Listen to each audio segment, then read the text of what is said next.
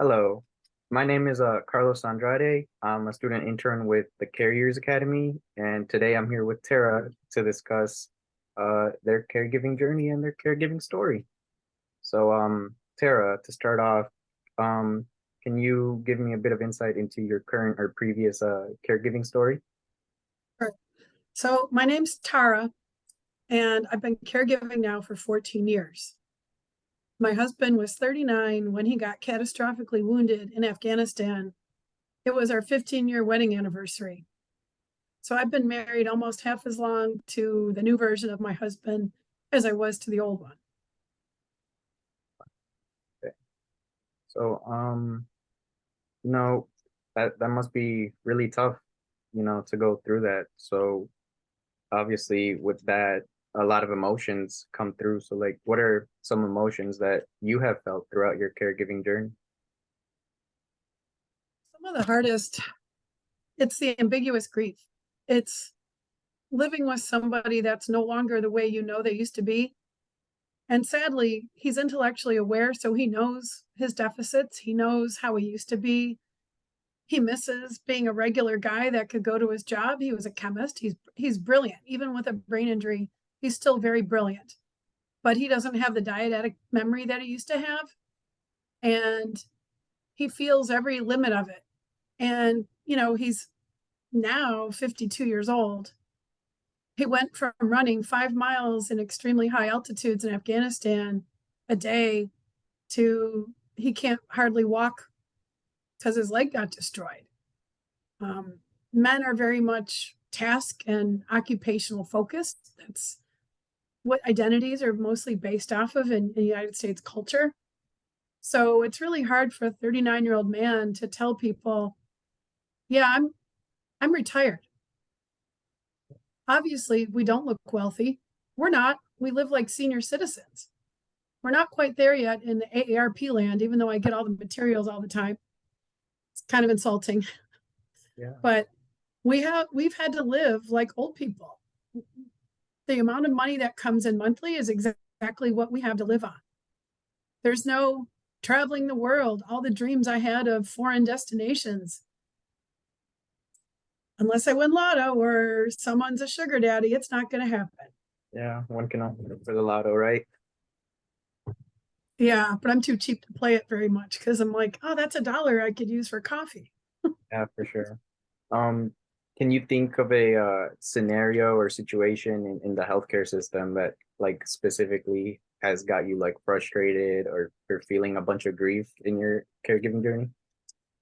Well, I think I'm a clear communicator. Right. I've gone to school. I was educated. I had a corporate job. I actually had an IRA. I had a great living. I worked in the tech industry. And when I got that call at work and my husband, they said, oh, I got a call from Red Cross and they said, oh, he suffered, some injuries in Afghanistan. And I'm like, oh no, what is this? And they're like, well, he's intubated and he has a broken leg. I'm like, I'm not a doctor, but who intubates for a broken leg? There's got to be more going on here. And they're like, well, you're going to have to wait till you talk to rear detachment. It was a full 24 hours before I knew exactly what was going on with my husband. 24 hours of not knowing. I knew something major had happened because they only intubate when there's a brain injury or a spinal cord injury. So that sucked. That was torment. That that was a big source of grief. But the future, what really hurt was all the times I would deal with the VA. And I don't know if I'm supposed to say an entity out loud or not. You can strike that. But Sure. a group of people that are supposed to care for veterans and get funded a lot by our government every year consistently would ask me for a power of an attorney form, which it's a simple form. I mean, it's not complicated. Scan, and it's saved in a patient's file. This is not a new technology. This has been going on in the healthcare industry for, I don't know, since 1995 when we started getting internet. Well, if I had $1 for every time I was asked about the form, I would have enough money to go to Aruba by now. So we picture that there's some schlep in a room in Janesville, Wisconsin, because Janesville is the address that you have to send these forms to, or you can fax like it's 1985 and you send it snail mail, or you carry it in with you when you go to the doctor. The first 25 forms, you would think that would have stuck at least somewhere. And I mean, I sent certified mail. I have wasted so much of my time that caregivers do not have. And finally, I had one rep tell me, you know what, when you call in next time to make an appointment, because what happens is I have to get my husband, I have to wake him up, get him to speak, get him to talk so he can verify that I am indeed his caregiver and I have the power to make the appointments for him. The man's got a brain injury. It takes him some time to speak sometimes. Sometimes he has speech delays because of the brain injury. And so there goes 20 minutes of my time just trying to make one freaking appointment. Do you know how many doctors he has? He has 15.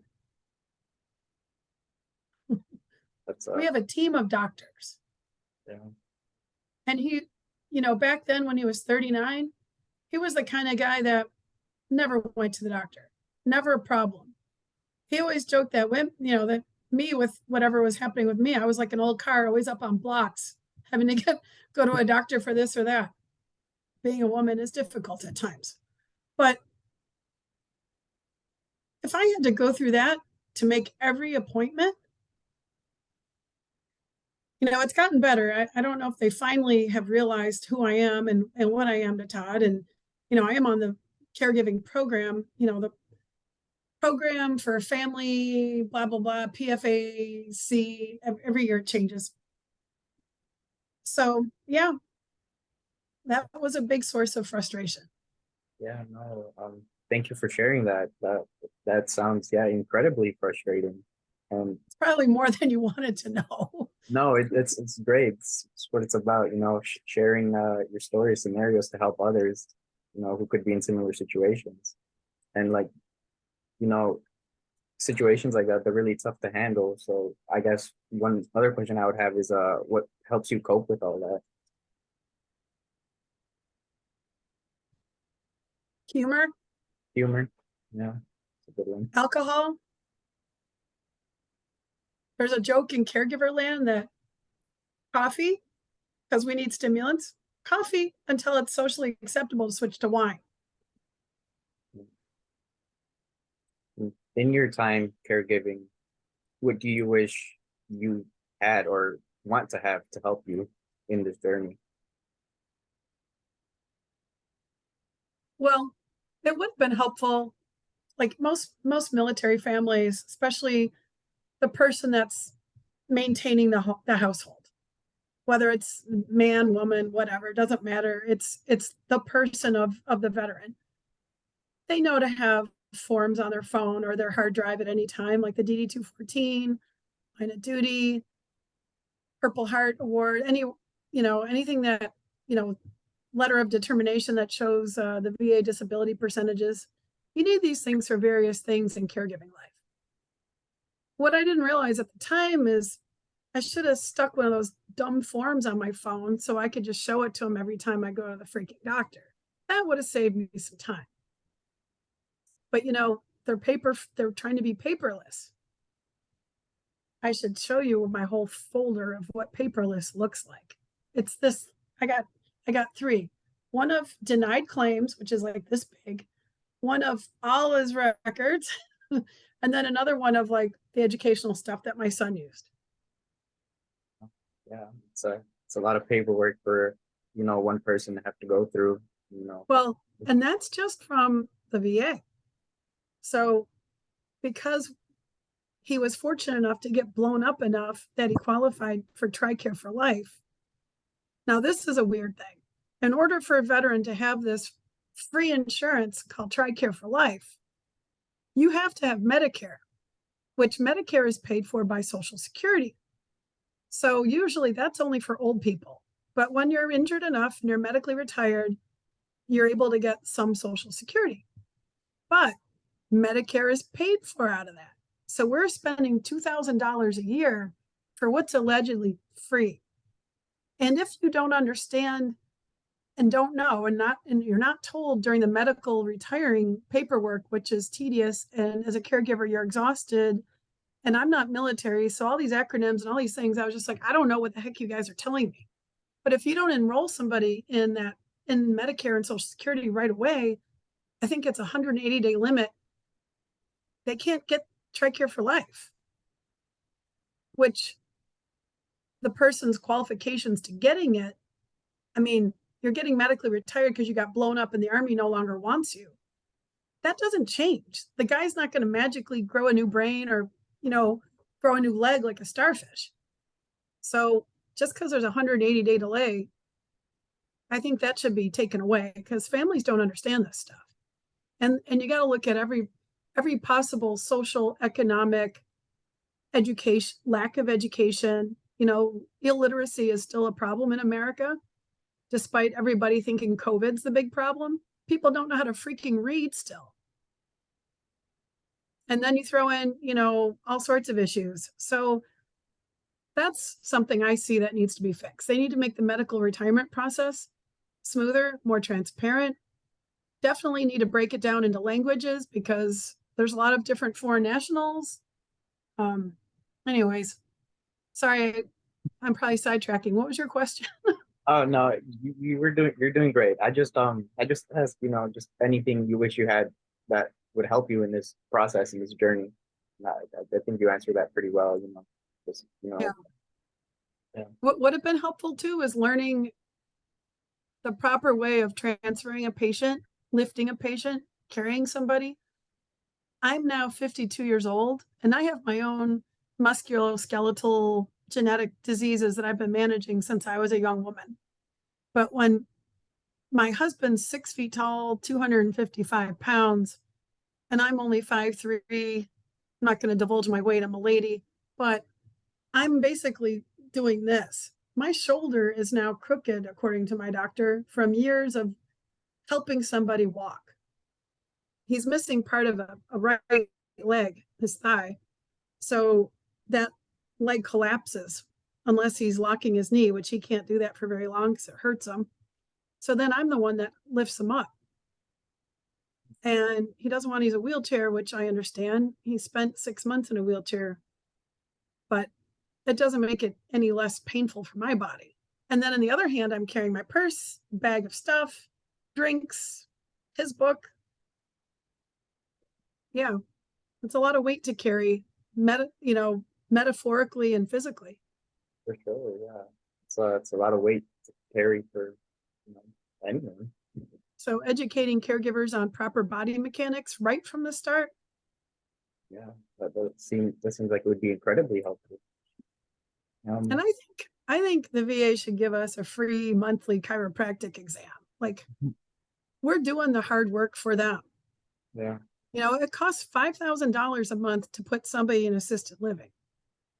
I don't earn $5,000 a month for the full-time care for my husband. I don't even earn close to that.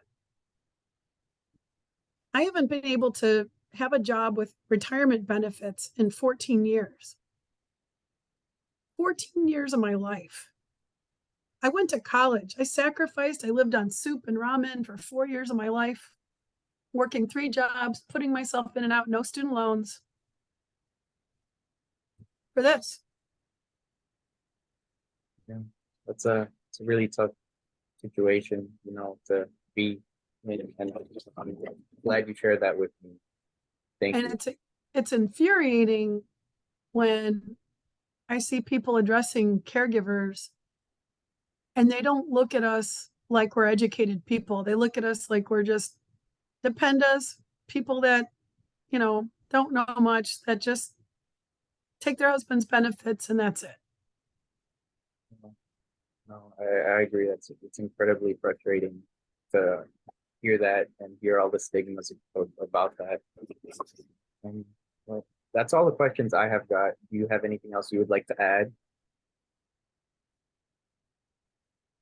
I am so fortunate to have my husband in my life. He's a wonderful guy. He's done all the hard work. You know, he does all the mental health stuff he's supposed to do. Equine therapy's been a huge source of healing for him. He's not one of those people that got hurt and just overtook his pain meds and got fat and didn't do anything to help his body or help his mind. He did the hard work, the tough work. And I'm happy to have him in my life. My comments about caregiving are about caregiving itself, not including him. I just didn't want to come off as a soured old lady that's bitter, because that's really not me at all. But caregiving does suck. I mean, there's no positive way around it. You know, you do it because you love the person. You don't do it because it's a joyride. No grown man wants his wife having to help him with dressing him, cleaning him, doing all the personal care. I mean, that's humiliating for a guy or a lady. Like, no one wants their loved one to do that. And so he's been a very gracious gentleman about the whole situation, and likewise. I mean, you got to make the best of it. Sure. Thank you for I sharing. hope this is helpful. Oh, for sure. It's going to be very helpful for a lot of people. Thank you.